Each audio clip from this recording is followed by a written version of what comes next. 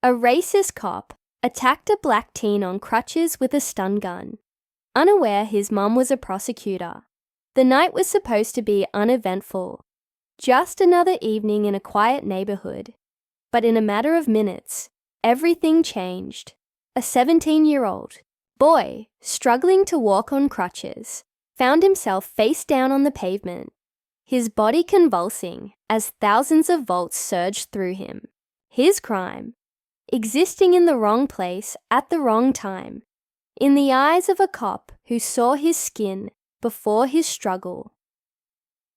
This wasn't just another routine stop. It wasn't a misunderstanding. It was a blatant abuse of power, a moment of unchecked authority, unleashed on someone who couldn't even run. The officer never asked questions, never considered the reality of the situation. He simply acted, and in that split-second decision, he had no idea he had just crossed the worst possible person, the boy's mother, a woman who had spent her entire career fighting for justice. A prosecutor who knew the law better than the man wearing the badge. Rewind to earlier that day. The boy, Jason, had just finished a physical therapy session. A car accident months prior had left him with a fractured leg, forcing him to rely on crutches to move even short distances. He wasn't a troublemaker, wasn't someone looking for confrontation. He was just trying to heal, to get his life back to normal. But as he made his way home, something happened that would change everything. The police cruiser rolled up beside him slowly, its headlights illuminating the empty sidewalk. Jason barely noticed at first.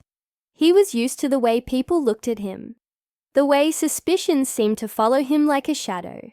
But when the officer inside the car spoke, his tone was sharp, demanding, "Hey, you, stop right there."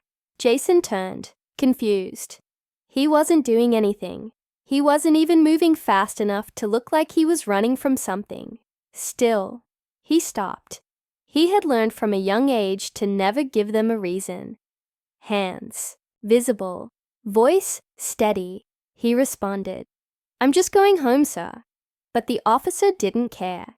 He was already out of the car, one hand resting on the taser at his hip. "What's in your pockets?" Jason sighed, adjusting his crutches to keep his balance. "My phone, that's it." The officer stepped closer. Jason felt his stomach tighten. He had seen this scene before. Too many times. The way things could escalate over nothing. The way people who looked like him rarely got the benefit of the doubt.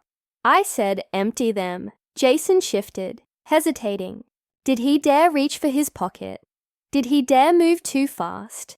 The air felt thick, charged with something unspoken but understood.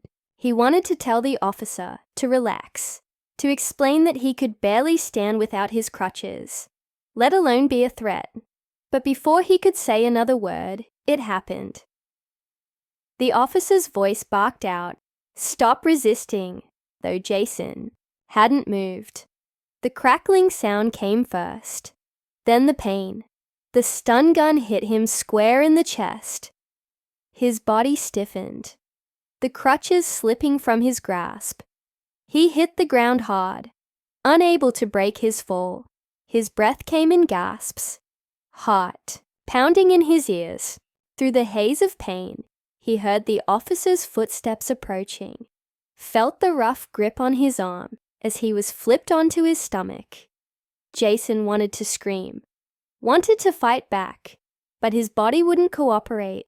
He was helpless, just another nameless kid caught up in a system designed to see him as a threat before a person.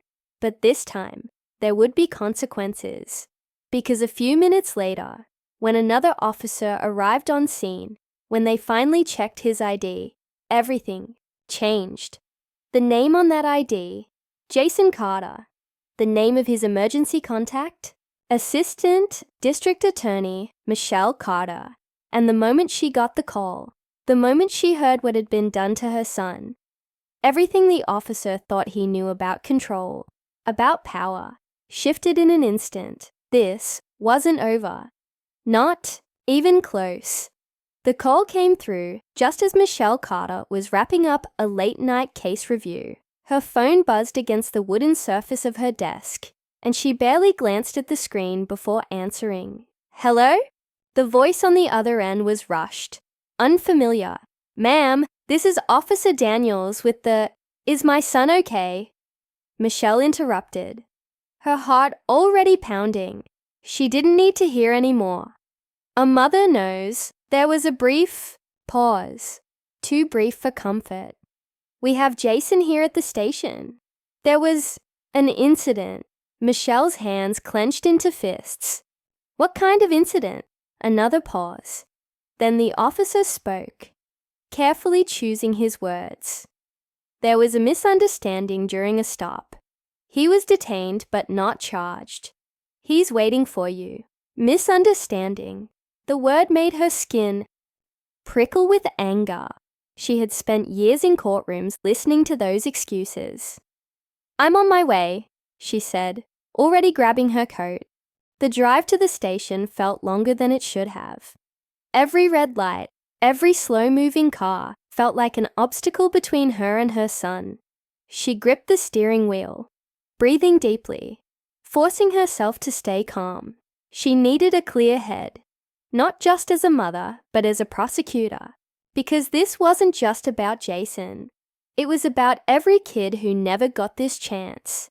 Every family who didn't have someone on the inside to fight for them. When she arrived, the front desk officer barely had time to greet her before she demanded, "Where is my son?" The officer hesitated, then pointed down the hall. "Interview room 2. Michelle didn't wait for permission. She pushed through the door and found Jason sitting in a chair, looking exhausted, his head resting against the wall, the side of him, his crutches on the floor beside him. The taser burn still visible through his ripped shirt made her chest tighten. "Jason," she breathed, moving toward him. He looked up, his eyes filled with something between relief and frustration. "Mom." She crouched in front of him, gently touching his arm, scanning his face for injuries. "Are you okay?" Jason let out a tired laugh. "I got tased. So no, not really." Michelle swallowed the lump in her throat. She wanted to scream. She wanted to demand to see the officer who did this. But she had to be smart. Standing up, she turned to the officer in the room, the same one who had called her. "Who arrested him?" Officer Daniels shifted uncomfortably. "Technically, he wasn't arrested, ma'am. He was detained after failing to comply with an officer's commands." Michelle narrowed her eyes. "He was on crutches. How exactly was he supposed to fail to comply?" Daniels hesitated. "I wasn't there for the incident, but then I want to speak to the officer who was." Another pause. Then Daniels nodded. "Follow me." Michelle glanced back at Jason. "Stay here. I'll handle this." Jason just nodded. He had no doubt about that. As Michelle walked down the hallway, her heels clicking against the tile, she felt the familiar fire of anger mixed with control. She had spent years building a career on the foundation of justice, on making sure the law worked the way it was supposed to. And now, that same system had failed the one person she loved most. They reached the squad room, where a few officers were gathered, sipping coffee, laughing, completely unaware of the storm heading their way. Daniels cleared his throat. "Sergeant Reynolds." A man in his mid-40s turned, a cocky smirk on his face. "Yeah." Daniels stepped aside. "This is..." "I know who she is," Reynolds interrupted, eyeing Michelle with something between recognition and amusement. "Didn't expect to see you here, counselor." Michelle's jaw tightened. "Then you should know why I'm here." Reynolds leaned back against the desk, crossing his arms. "Look, I didn't know he was your kid. It was a bad area. Late at night, and he looked suspicious. Michelle took a step closer, her voice low but sharp. He was a teenager on crutches. Reynolds shrugged. I didn't have time to figure that out. I made a call in the moment. A bad call. He exhaled, shifting his weight. He resisted. Michelle's anger flared. Or maybe you just assumed he would. Maybe you didn't see a kid. Maybe you saw a stereotype. Reynolds scoffed. Oh, come on. No, you come on. Michelle shot back. You don't get to rewrite what happened. You don't get to act like this was just an unfortunate situation. She leaned in. You tased a kid who couldn't even stand without help, and then you left him on the ground. The room was silent now. Other officers had stopped what they were doing, listening. Reynolds rolled his shoulders, his confidence wavering. So what now? Michelle let the question hang in the air for a moment. You tell me, she finally said. Because you just attacked the wrong person's son. For the first time, Reynolds looked uncertain, and that was just the beginning. Reynolds shifted his stance, his confidence cracking under Michelle's unwavering stare. For the first time that night, he seemed to realize just how badly he had messed up. This wasn't just another kid he could brush off, another incident that would be buried under paperwork. He had tased the son of a prosecutor, one with the power, knowledge, and determination to make sure there were real consequences. Michelle didn't need to raise her voice to make an impact. Every word she spoke carried weight. I want his body cam footage. I want the reports.